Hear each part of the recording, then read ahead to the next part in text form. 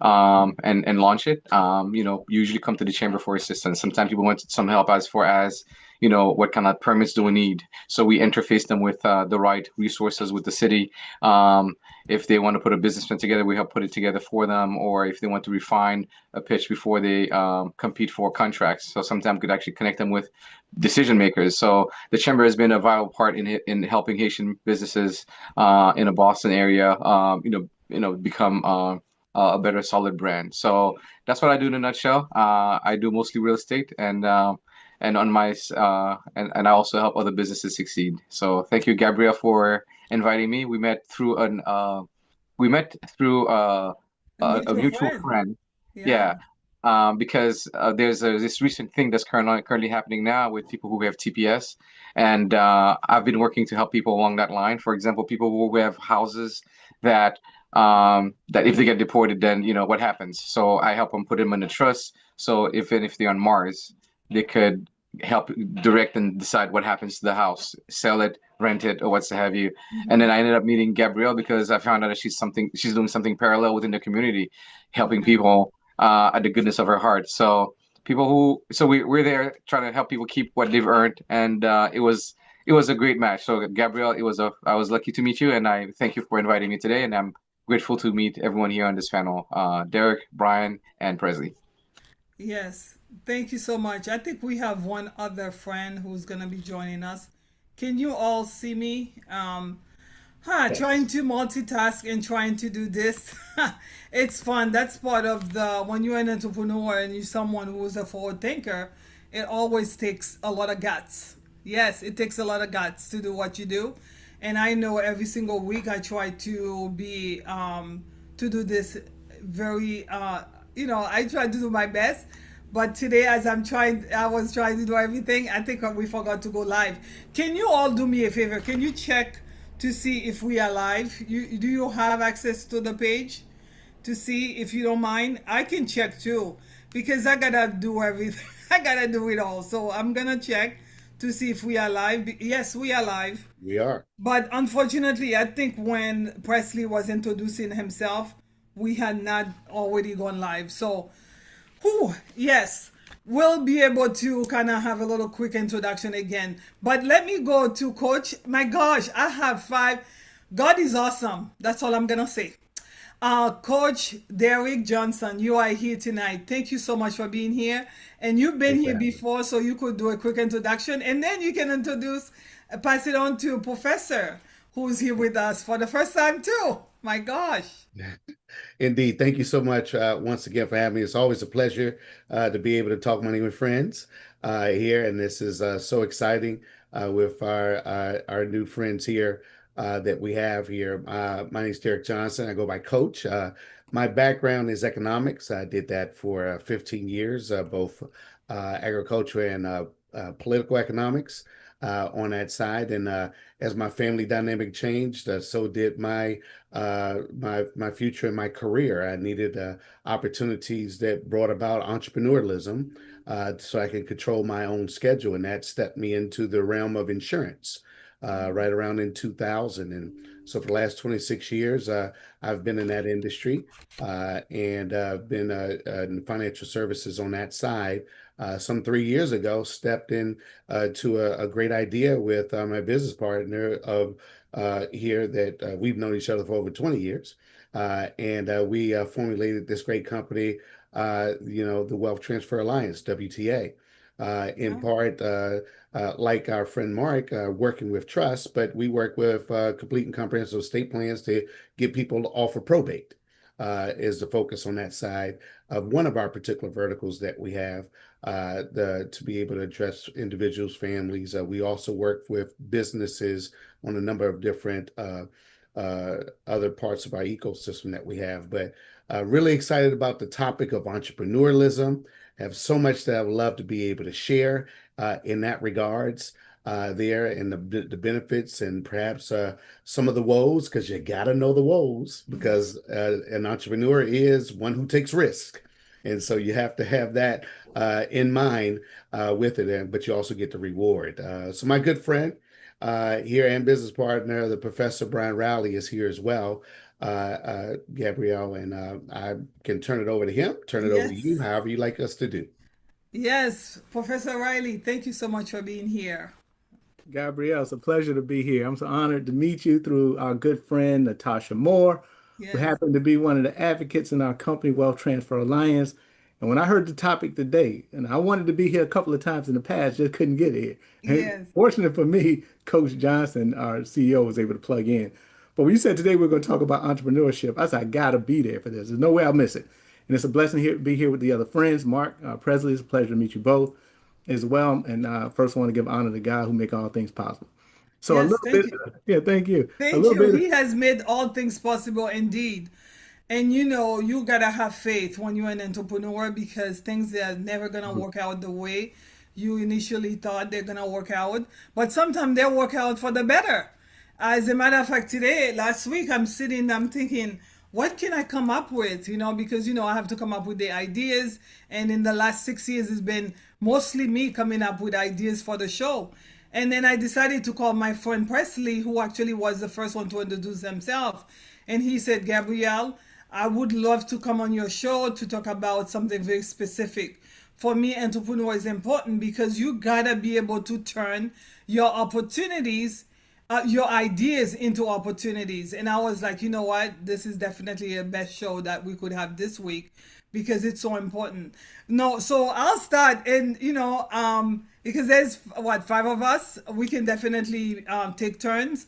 For those, you just introduce yourself. What actually made you inspired? Because as I said at the beginning of my introduction, most people, when I was growing up, I'm one of seven. I was told, go to school, apply yourself, be a good student, get those degrees. And I think everybody here has higher education, right? Multiple degrees, including graduate degrees. And you should be successful. You're expecting to go get a job, and everybody's gonna love you, and you're gonna stay there until you're retired. Is that what's happening? Yeah, right. What inspired you all to become entrepreneurs? So I can start with you, Presley, since you were offline when you were introducing yourself. Oh, perfect. Well, we don't want to go back to the introduction. There's no need for it. For those who Yeah, just joined, my name is Presley. Uh, I guess let me say that, and I'll be frank. Entrepreneurship is not for everyone. yeah. It takes gut. It's a huge risk, high reward, but there's a lot of risk. Mm-hmm. Uh, Honestly, I can say like I've failed many times.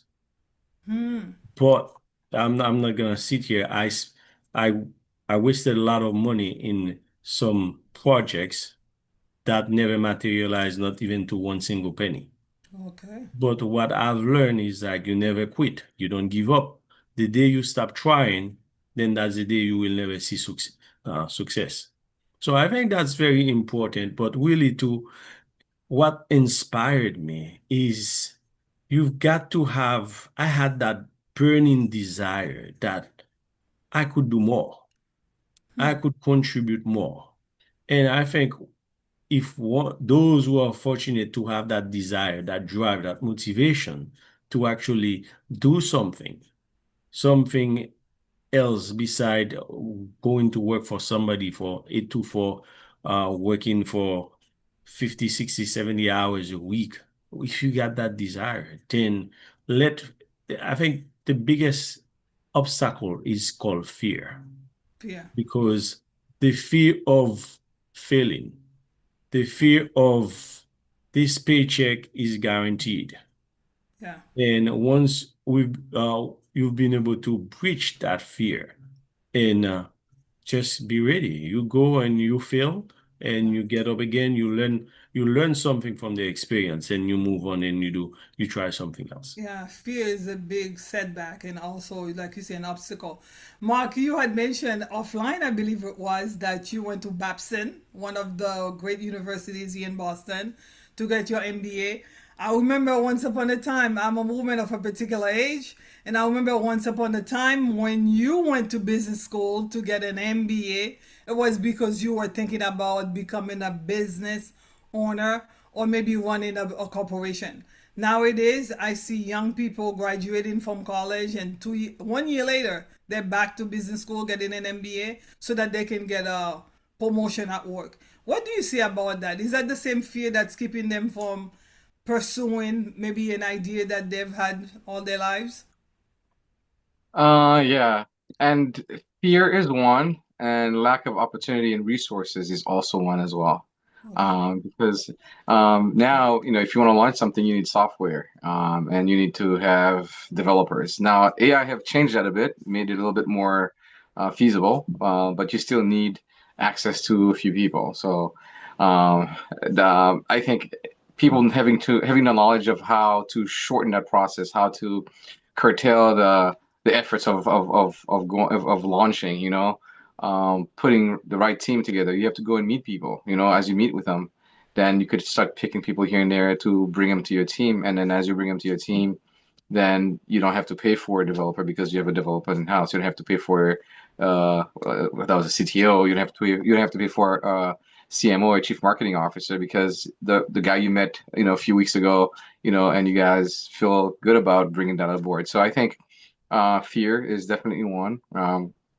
Lack of resources is also one. So if people know how to source it, I think it's helpful. Yeah. Um, Yeah. and in my case, at Babson, I was working on a fintech company, and then the earthquake in Haiti took place, and I felt bad about pursuing the fintech solution for myself as opposed to helping. So I did decide to look into how can I help Haiti, and and then that's how I started. My dad is a social entrepreneur, and I took on his path as well. I Yeah. launched a few I launched a few things in Haiti. Unfortunately, the ecosystem there is not suitable for opportunity entrepreneurship. So when you fund stuff, sometimes the mechanism is not there for trust and back and forth. So, I lost quite a bit. I didn't lose my mind. I didn't lose my wife, so that was good. That's good. Yeah, well, listening to the two of you, Presley, you just mentioned that entrepreneurship is not for everybody. And then you just mentioned like some of the barriers, Mark, like, resources and a lack of perhaps, fear.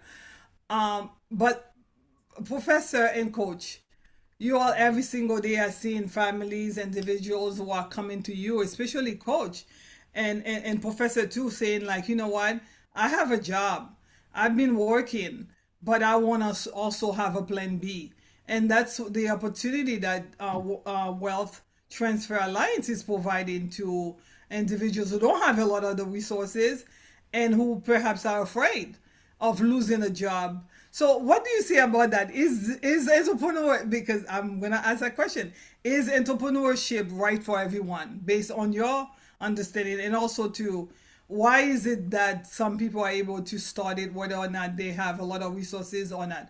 How has your company helped individuals start businesses without much resources? Maybe that's the question. Yeah.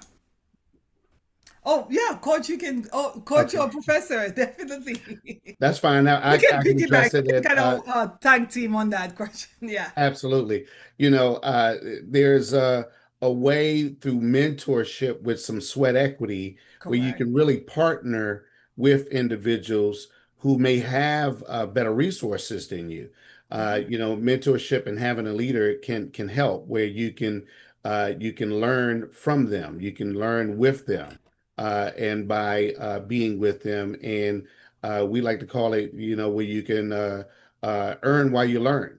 I think yeah. that's very important to be Mm, able to have those type of opportunities that's there because people have that sweat equity where they want to be able to put the grind in as they call it, but they feel like, man, I don't have an opportunity because I don't have thousands of dollars to do this or that, and sometimes having that step up can be able to help them, and so we provide that type of opportunity with the way in which we're structured to help people to get a running start into entrepreneurialism.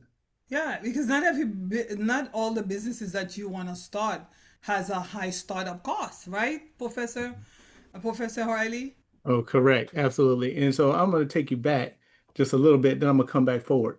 So I didn't get a chance to say my background. I think it's very important for people to understand where I come from, just like I Yes. heard these gentlemen here. So just so you know, those who are here with me now, I started out just like Gabby said. Gabrielle, I'm gonna call you Gabby It's sometimes. okay. It's That's okay. that's My a Gabby. friends do call me Gabby. So you're my friend. Yes. Thank you, friend. Yeah. But yeah, I started out in when I was a youngster. And a lot of you may feel that maybe started the way I did too. Started making money in your neighborhood, cutting grass. Anybody familiar with that? Raking Correct. leaves, shoveling snow, washing cars.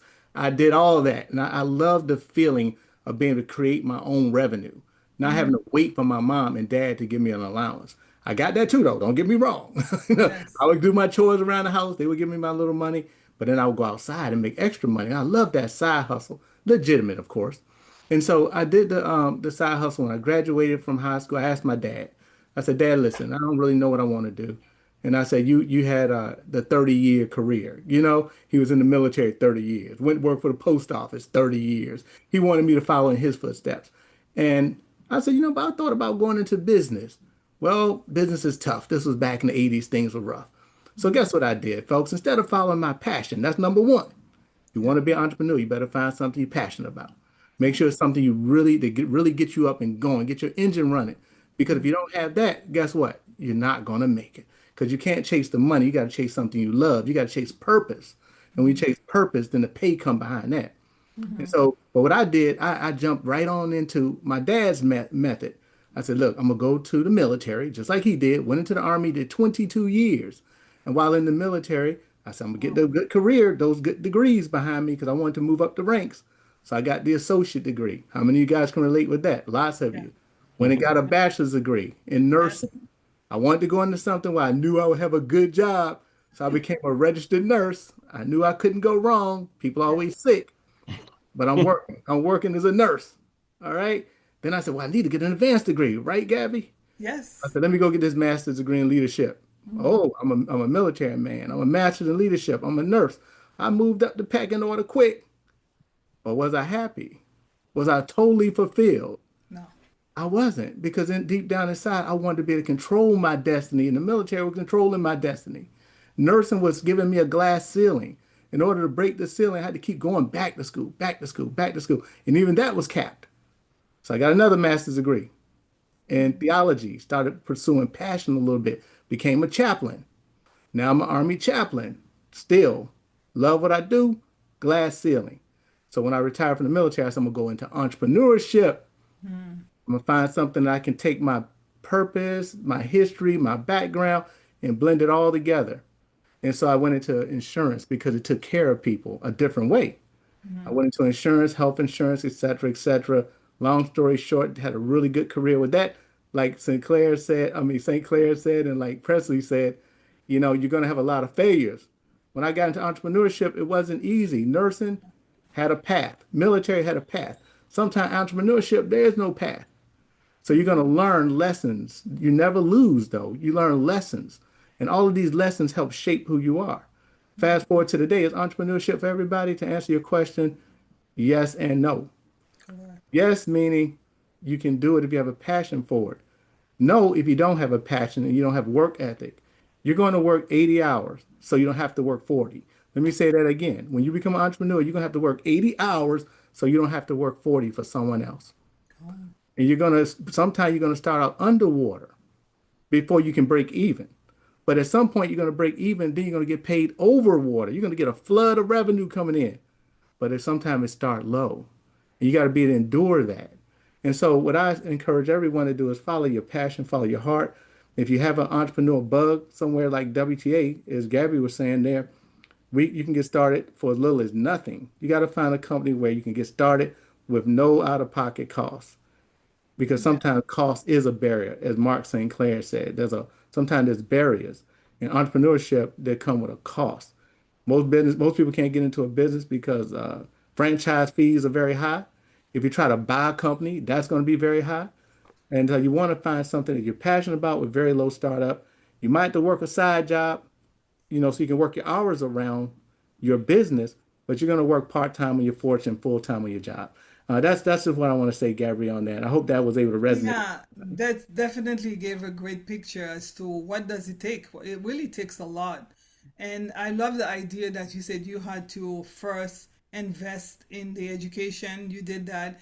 And also invest in working for somebody else. Because, again, going back to something that Sinclair said, if you don't have a rich uncle or rich parents leaving a legacy, going back to the fact that being able to have a legacy to pass it on to your children so that they can have startup money to start a business. So if you don't have money, you just mentioned like you gotta work. So were you working, like, for any one of you? Were you working, for example, Presley? You saying like you were you were in software sales first. I worked as a financial advisor for many years, starting out of a college. That's the work that I did in banking. And I remember vividly one of my professors saying that you be sure to save money early on because of the time value of money in order for you to buy yourself your freedom. Were you working as a software salesperson so that you could buy yourself your freedom, meaning like being able to go and work the 80 hours, but still you were not working 40 hours for somebody? Would you advise young people or even those who are not so young right now to do that?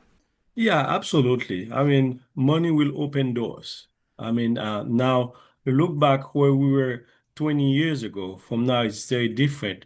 As Mark had spoken about the technology, there are a lot of things that were much harder to accomplish.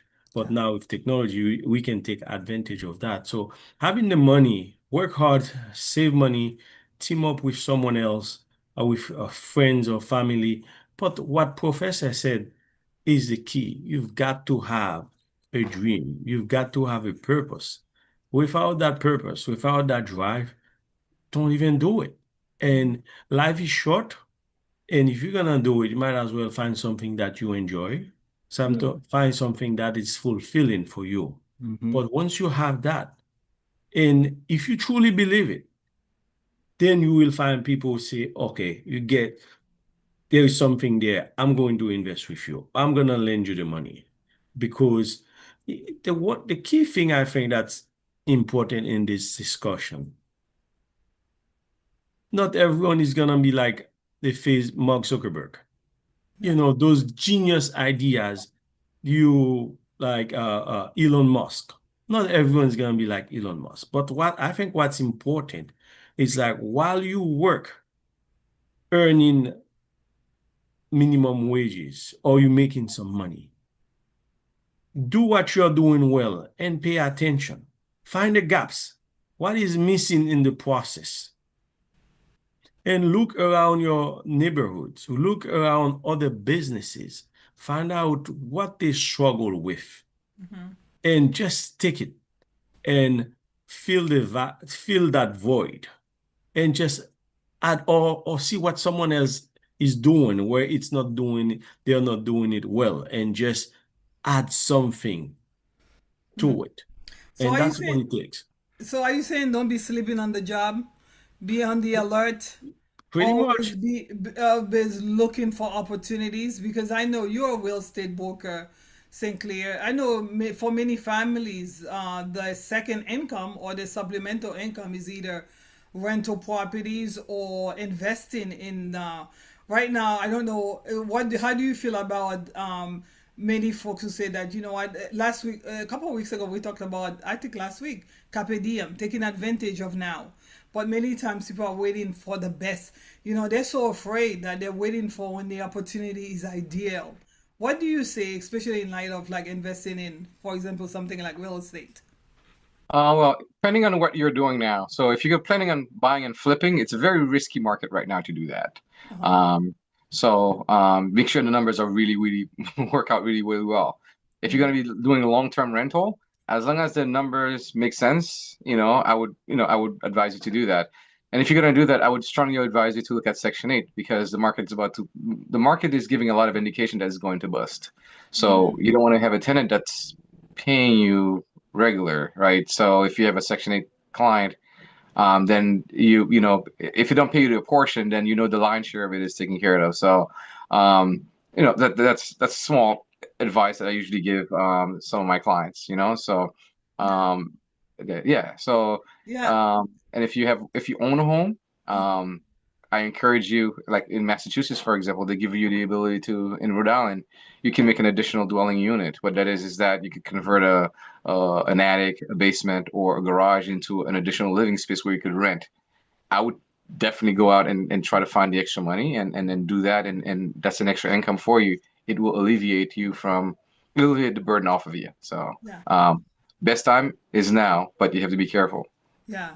Thank you very much. I like that idea. But I went to business school and we were taught, coach, we were taught that there's such a thing as a cyclical nature.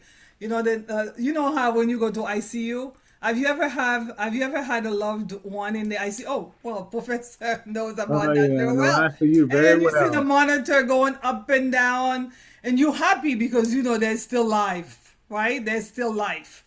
Right. But when you see the line, Uh, it's bad news, right? Flatline. Yeah, you don't It's want a flatline. a flat line, yeah. So is there such a thing as a recession-proof opportunity business? And I know I got into taxation because I believed it's a recession-proof. Is what wealth transfer alliance a recession-proof business? Is everybody dying no matter what season it is? Coach, let me jump in on this one.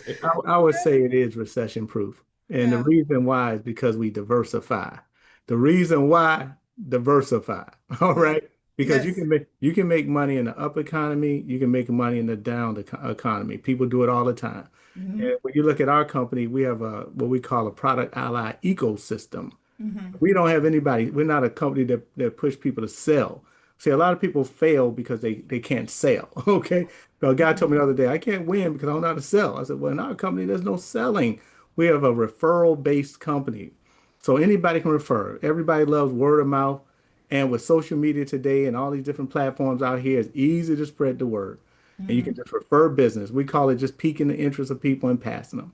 And when you pique their interest with a video clip or a little short verbal script, you pass them to a website and listen, the website do all the work. Or you pass them to our third-party allies. And our third-party allies have the licensing, the selling experience. They do the work for you. In WTA, you're a VIP. You were meant to be one. And so you peak, pass, you preside over it a little bit, make sure everything's going well, and you get paid. In our ecosystem, we have different verticals. Right now, we currently have about 8. And I believe in diversification. If you read the good book, it says you should divide your portion amongst 8 ways because you never know what calamities can happen to you on the earth. And It's so so, we follow that approach. We have 8 different verticals. it's so true because I have a friend of mine was working for one of the cities here in Boston. She was a director in the accounting department. And then one day she went to work. They said, well, we have to let you go. But she had a side hustle. And her side hustle, I believe, is a recession-proof side hustle. Yeah, And I believe that part of the thing, what we're trying to encourage, like yes, entrepreneurship may, starting a business that requires a large startup cost may not be for you, but right. they ought to be like if you are a teenager, why not? The grass will come up whether it's recession time or not. You can mow somebody's lawn. You can start a business that really doesn't require you to have a lot of money up front, but also be there all the time, right? Go ahead, Mark, and then I'll pass it on to Coach. Yeah, Yeah, so as we were on the same subject about jobs and recession proof, yeah, if you're in the market looking for a job, for example, if you want to diversify as far as looking for a job that's recession proof, yeah.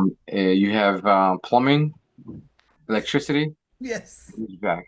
So with these three, recession or not, if the bathroom and the system is clogged, you know that you have to call the plumber.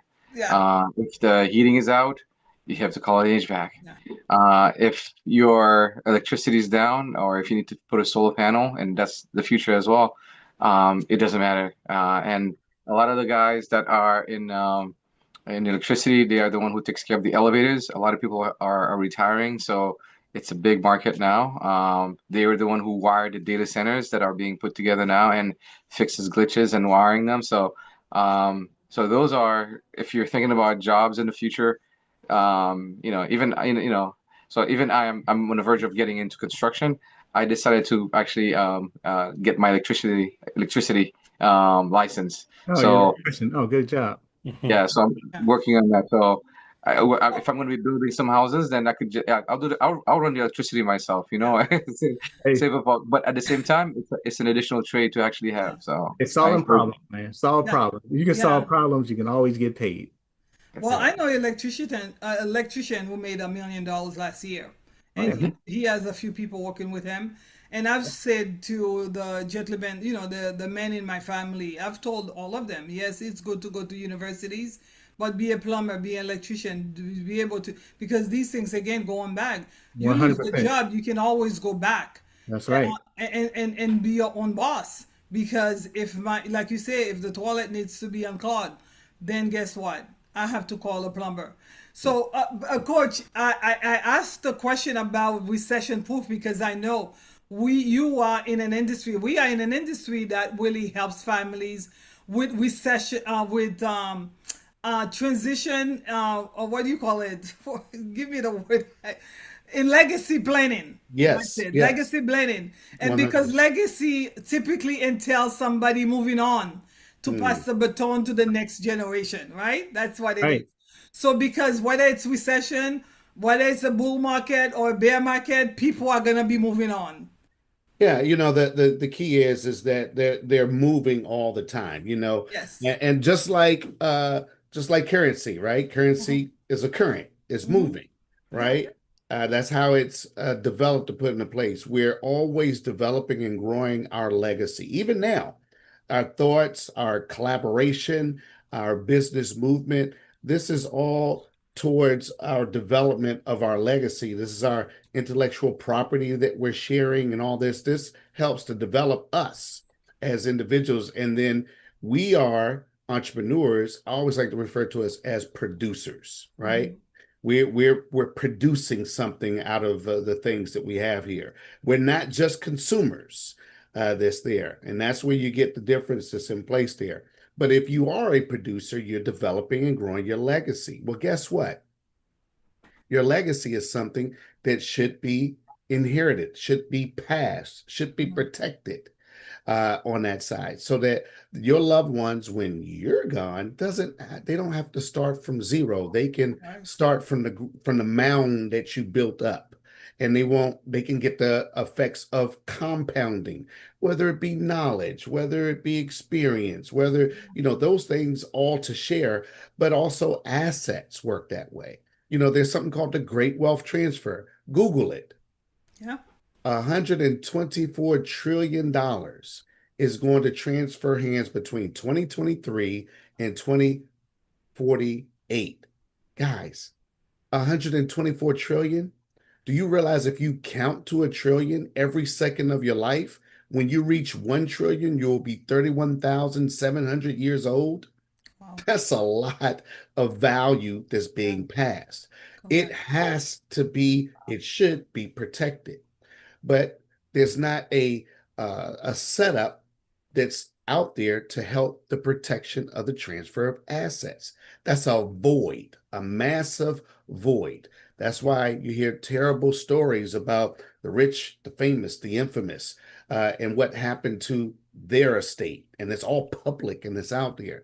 We have a system that can help with the transfer quietly as kept.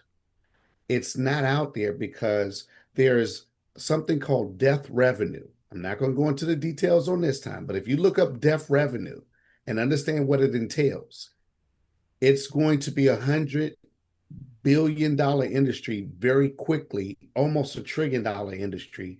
And let me tell you, that industry is all predicated and built upon people not transferring their legacies properly because they don't Hmm. have the right paperwork in place.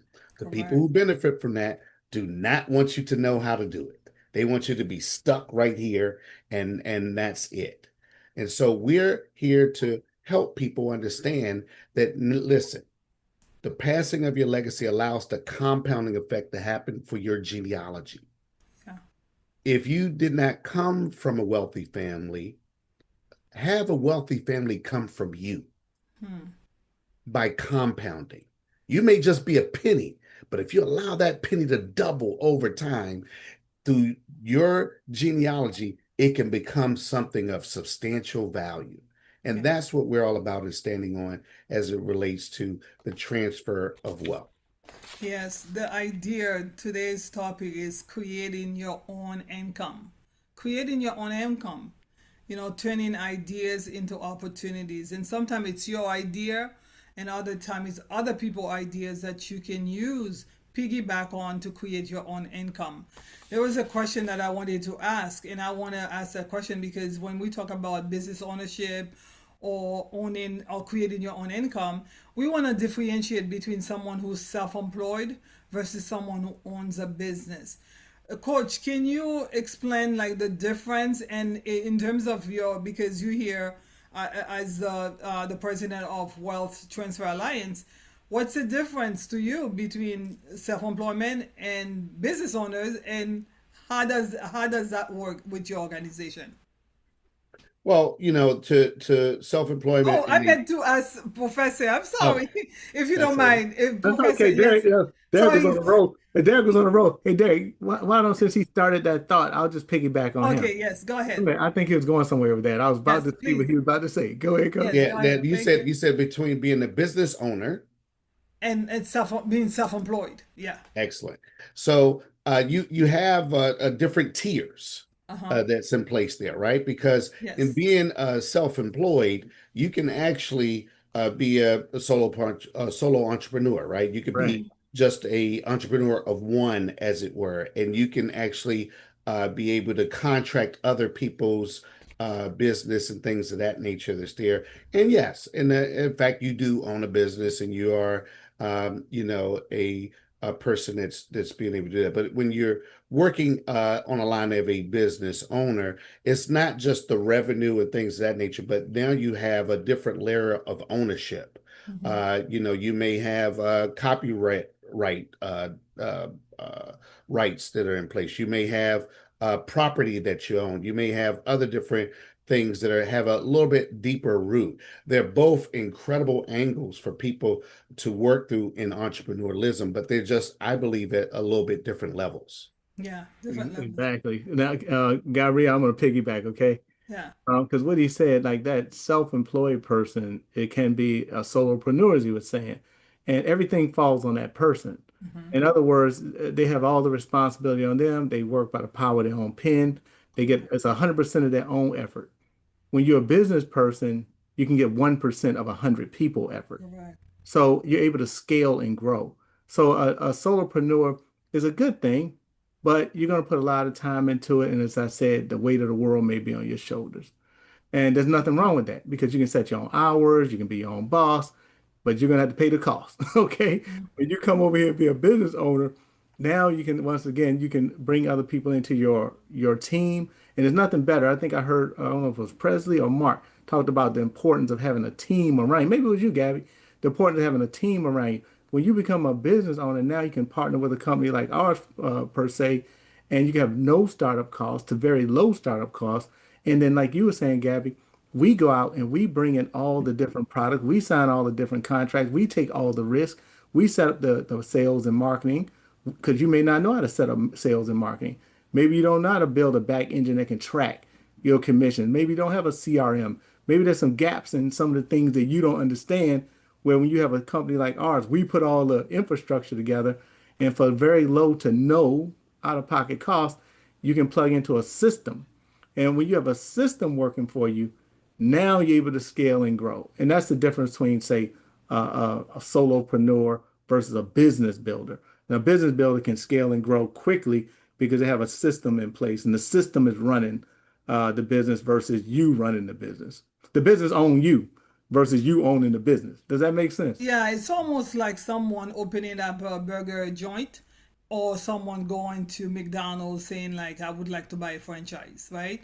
The system is already there. All you have to do is plug in. Again, Yeah. Versus absolutely. you creating, your burger might be excellent, but the marketing and everything else that it will take to get that burger to market is gonna be so much harder than if you open up in McDonald's. Everybody already know. Anywhere you go in the world, there's McDonald's. So Presley and Presley, do you have a business or are you a solo entrepreneur? No, no, I have a business, but Okay. I think it's important if I can piggyback to what Professor had said. It's I see it as a ladder. When you start as a self-employed and Yeah. as you get more experience and you can, that's how I started. I Yeah. started self-employed, Yeah. and Exactly. then I was doing A to Z. Hmm. Then as we start opening doors, more doors open. At some point of time, I mean, I had 45 people working for me. Then Wow. I can like, okay, now I'm somewhere now. And I think what's important, I have this mindset, and I think I don't want the business to kill me, to destroy me. I want to enjoy life. And I never put the pressure, the corporate pressure on top of me where growth has to be on a quarterly basis or an annual basis. If it is not, then I see myself as failure. Yeah. So I don't put that kind of pressure on myself. I understand it's important to grow, to scale, but once you do that, you step in it and you, as a business person, you make the business flexible. Correct. I look at business as the wind is blowing, you need to be flexible enough to withstand the blow of the wind. And Yeah. sometimes there's gonna be high, and sometimes there's gonna be lows. But you're so robust, regardless of what happened, you're standing. And as we talk about recession proof, Yeah. and as business person, you start something or self-employed, you make sure you build that caution because the storm is coming. The If it storm is doesn't come coming. today, it's coming tomorrow. It's gonna come next year, and you need to position yourself in a resilient corner. So when things happen, and you can just continue to reinvent yourself, and you find people out there they're so successful, like I said, but they fail so many times, they file for bankruptcy so many times, and they just keep running. Yeah. Mark, I love the idea when you said like the storm is coming. How have you been able to weather the storm in 19 years doing this? Because I know in 2008 we had a horrible recession, the Great Recession of 2008, and also to I'll ask this question to any one of you can pick it up. Like even if you're a solo entrepreneur or a business person, is it important to be part of a collective group, like an association where you can almost like have other people are going through the same thing, help you carry your load and your struggle as an entrepreneur. So, yeah, how have you been able to weather the storm over the years, Mark? Yeah. So we have this 80/20 rule where 80% of our income is from former customers who are referring new customers. Okay. This is where, that's where that's where most of our customers come from referral. So we make sure we give good services to our whoever gives service to. So we have a lifelong relationship with our customers. So after we sell them a house, you know, they call me all the time, like a year, 2, 3, 4 years later. Hey, how about this? How about that? How about that? So so that's where we are, and then when it's time to buy or sell again, or when their family and friends are buying, you have to go use SCN Co, so that's why we use it. So you just make sure that we follow that 80/20. If you could make sure that 80% of your customers are returning customers, then you do well, and it is definitely important to connect with others that are either doing something similar to you, because sometimes you might think you know everything, but sometimes there's stuff that are happening that you're not aware of, and vice versa. You shouldn't keep information and data. So if you have it, it's good to share, because likewise, when things are happening, people will say, you know what, I have too much, a little bit of this here. Do you want some of this? And then and that helps out as well. So when you join a chamber, for example, even if it's different industries, sometimes there are connection points where you guys could refer people back and forth to each other, and even better each other. Oh, well, I'm in tech, but I think your challenge here might be a tech problem. If you do this, then you could actually do that. So It's good to connect with different folks. So that's it in a nutshell. Like I have a tech challenge right here because I love to do this, but I'm not too technologically inclined. So I've been asking people coming on the show, how do I do it better? How do I make this better and better attractive for the audience? So yes, I know we have other meetings coming up at 8 o'clock, and I would like to close. But before I close, maybe one word of encouragement. Someone who's watching, who's probably feeling funny about the job market right now, or who's been thinking for years, all their lives, about like becoming an entrepreneur, maybe a sole proprietor, a solo entrepreneur right now, or maybe even starting a business with employees and everything. What are some quick words of advice that you could give to them to get them inspired to carpe diem and to get started today? Get started. I said today, not tomorrow. Today. What about you, Coach? We can start like this. Yeah, go Oh ahead. yeah. Thank you for allowing me to do this. Listen, I love that part. And what I would say is this, there's obviously a lot of things that you could focus on, but get your mind right. Get it because, you know, eh, listen, they say sometimes you gotta have a checkup from the neck up, Yeah. and really make sure that your mind is proper and set. That's the fertile ground of your ideas. That's the fertile Mhm. ground of your feelings and your emotions and all that stuff. If you're able to get that right, I think it can be able to help you to move in a positive and effective light on that. And so use technology. There's tons of places to go to be able to help you with that and to get you having the right mindset and understanding of the things that experience has told all of us here. You can learn from that from incredible entrepreneurs on YouTube that you can find or other places online. Take advantage of those things. Yeah. I grew up, obviously, I think a lot of us did in an age where the internet didn't exist and we didn't have that. I used to have to use the Dewey Decimal System to try to figure out things. But you can take advantage of that to really be able to at least do that, to get your mind right on that side. So go Yeah. find an online mentor that can help you in that regards. Yeah. What about you, Professor? Would joining, coming on board with, I mean, I have to make the ask for you all, coming on board with World, I mean, not Wealth Transfer Alliance, be a great opportunity for someone who doesn't know what they want to do yet, but they would like to be part of a winning team? I think so. WTA is definitely, I'm not just saying this because I'm the president and co-founder. I'm saying it because it's the heart that the company started with. Mhm. We're a faith-based company, we're impact focused. So I think you should always start with the people that's leading the company. Stop jumping into companies where you don't know the leaders. Stop jumping into companies you didn't do no research on the background. Stop jumping into companies because maybe you think it's a good idea. You always want to start with the people first. Look at the leadership. Make sure they have words like integrity, ethics, valor, those types of things. A track record of success instead of a lineage of carnage. So always look at the people first. Then look at the products. Do the products solve big problems? All Mhm. right. And we have great people, we have great products, and our products solve huge problems. I mentioned earlier we have eight, and we have products that are very, very low price points.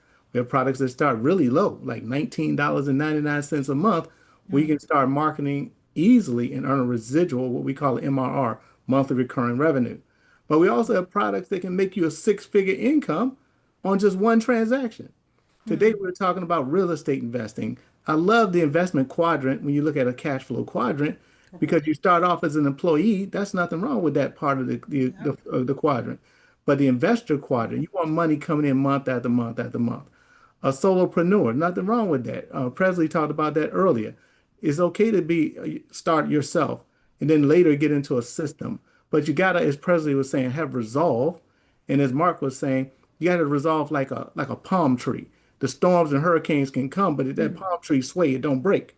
Mhm. So Right. that's right. You look at the people, then you look at the products. And we have products, like I said, that somebody can come in here and make one deal. How many I just said? One. And earn a six-figure income on one product. So you want to have those low price point products, which I like to call premier, where they're very easy to get started in, but you also need premium products that you can market and make big bucks. So the people, the products, and you need a process. And our process is super simple. I mentioned it earlier. Is no selling, no licensing, no experience. You simply pique the interest of people and pass them. And last but certainly not least, the pay. And I already touched on the pay, and the pay has to be terrific. You want to earn professional level income with putting in very little effort. So the people, products, process, and pay, you find a company that has those four ingredients, and you can do it. You're more than enough. You asked me to close with something encouraging. So I want you to know that you're more than enough. God created you for such a time as this. This is your season. Carpe diem. Do it today. Seize today, not tomorrow, today. We can build a better tomorrow today. But you got, as Coach said, you got to get your mind right first. And if you got the mind, the drive, the determination, God has equipped you to be all you can be.